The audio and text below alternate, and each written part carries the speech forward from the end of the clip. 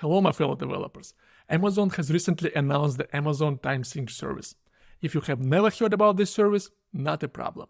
The service provides highly accurate and reliable time reference that is natively accessible from Amazon EC2 instances. Why would you bother about this service?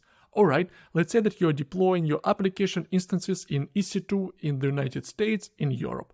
And if you take a look at the time that is reported by these two EC2 instances, you'll see that the time difference is measured in microseconds, not in milliseconds or seconds, which is usually the case, but in microseconds.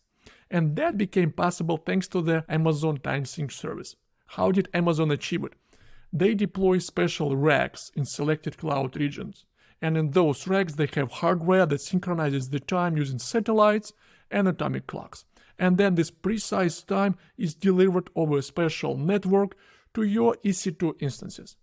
And with this infrastructure and with this service, you will be able to build applications that highly depend on accurate time on different servers. Think about streaming applications that need to order events, or think about applications that use distributed transactional databases, and those databases will be able to perform faster because they will minimize the number of conflicts caused by the clock skews. And today, I sat down with Franck Pachot.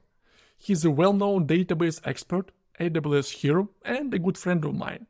Franck is attending AWS reInvent conference these days, and he agreed to share more insights on the Amazon Time Sync service with us. So let's learn more from Franck. What were you happy to learn about? Any news, any updates in the world of the databases you'd like to share with us? Yeah, for me, the most interesting thing was the first session I attended. You know that we are doing a distributed SQL database. Let me briefly pause Frank here, because I need to clarify what he meant by saying we are developing distributed SQL database. We both work on Yugabyte. It's a distributed SQL database that is built on Postgres, and YugabyteDB will certainly benefit from Amazon Time Sync service. So whenever we are not mentioning any specific database in this conversation, think about YugabyteDB. But definitely, the whole conversation stands true for other distributed databases that also can benefit from Amazon Time Sync service. Alright, let's get back to the conversation. You know that we are doing a distributed SQL database, and then the clock is very important because in SQL transactions, you need to run the operation in the right order and read them in the right order to see what is committed or not at a specific time to get a consistent snapshot. So the clocks are really important, but in a distributed system, clocks may drift and you have to get them synchronized. For example, we have an architecture that is very similar to Google Spanner, with a difference that Google Spanner relies on atomic clocks because they run only on their own infrastructure. And we are open source, we run on any platform. But if we run on a platform that provides a real time with atomic clocks and GPS synchronization, we can use them. And that's expensive hardware, but if it's available in the cloud, that can be really interesting. And maybe I will share my screen. So the session I attended was a Chalk talk, which in my opinion are the best sessions in conferences where you directly have the development, product management, talking about the feature with a whiteboard and with people asking questions. And yeah, they really introduced that to the hypervisor, the Nitro, where they have hardware with yes to synchronize the clock with atomic clocks. And if you start an EC2 instance of it, you have direct access to it with nothing to do. The NTP protocol that you can run with Crony will directly get the time from it. And they have even added some specific hardware to get it with even more precision with dedicated protocol for the clocks. Just pause here for a second because I want to digest what you have just said. So the experience is as follows. I go to AWS and I select an EC2 instance with that special type of hardware. And then once that machine is running, it will be probably hosting Ubuntu or whatever. I can use the same NTP protocol, right, to get the time. And the time would be extremely accurate because the hardware on this VM uses that chip that synchronizes with the atomic clocks. And I don't need to do anything else. Yeah, I even just tested that. I started an instance for the moment. It's only in one region, Tokyo, but it will be not all regions, and it's only on the latest instance types. But I just created one, and I was looking at what Crony NTP client was showing on this instance, where you can see that you are plus or minus 76 microseconds. So yeah, microseconds Mhm. precision. So that's really interesting. And this comes for free in the C2 instance. You don't have anything to do. You don't have anything to pay. This comes for free. And the big thing, it can come directly from NTP or with the specific protocol. The reason is that when you synchronize clock with the network, it's not instantaneous messages. So if you have your client like Crony asking to the NTP server what time it is, and then it gets an answer that the real time that it provides was before the result and after your request, but it can be in the middle because you don't really know the network latency and you cannot guess that the network latency was the same to send and receive. So this is why, in addition to clocks that can drift because it's hardware and there is no 100% precision, in addition to that, the synchronization depends on a network. And this is why there is a clock skew. And for example, for Yugabyte, we define the maximum clock skew depending on the deployment to be sure that we can rely on the logical clocks that we have. And currently, I think for multi-region deployment, we set the maximum clock skew to 500 milliseconds.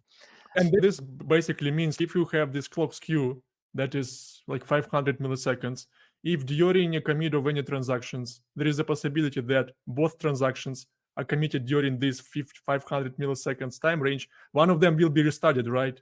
And There is a possibility that we have some uncertainty and we have to restart the transaction. It's not the general case because each time we exchange a message, we also exchange logical clocks. So it really happens when you have a transaction that has touched multiple shards that were not involved in direct communication between them. So it's a rare case, but there are that's cases right. where it's automatically restarted. Yeah. And also, it means that you would have this transaction conflict and restart only if transactions you're touching, accessing, or updating the same set of values, right? Yeah, Okay. it's small cases, but then it will add to the latency to the response time because it is internally restarted. And if we have an exact time, so that was also a drawing showing the target is to get the real time.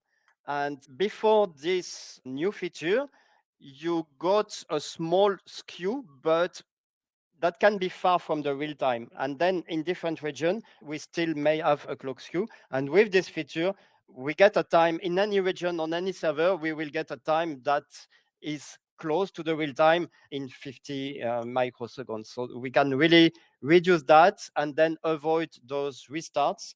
1 million question. Right? As long as these new times, that's a service by Amazon, which means that any application, let it be Kafka, Yuga, DB, or your distributed application, if you need to have this global time, you can use it, right? It's available. It's available not only for Amazon internal services, but it's also available for everyone, which means that if you deploy Yuga DB on instances with this special synchronization module, then you can reduce the clock skew time from dozens or hundreds of milliseconds to microseconds ranges. And that's a tremendous, and you will get a better throughput. Does it?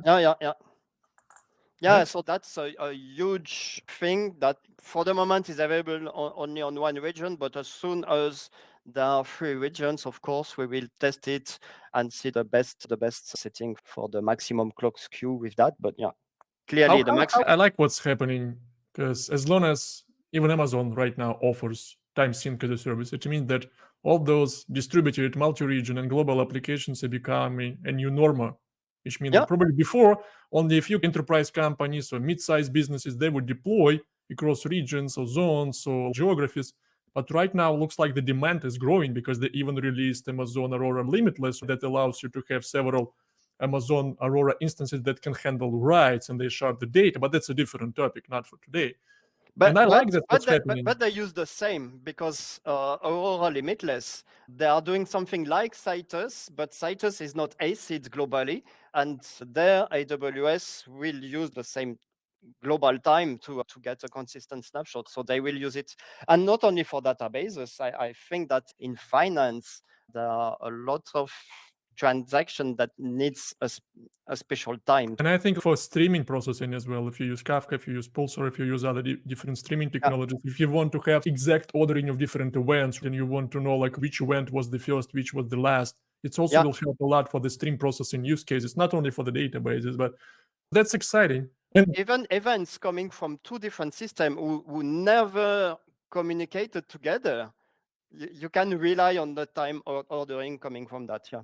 So that's amazing. Yeah. A few years ago, I could not have imagined that I could run my own application with atomic clocks. All right, let's stop here, my friend.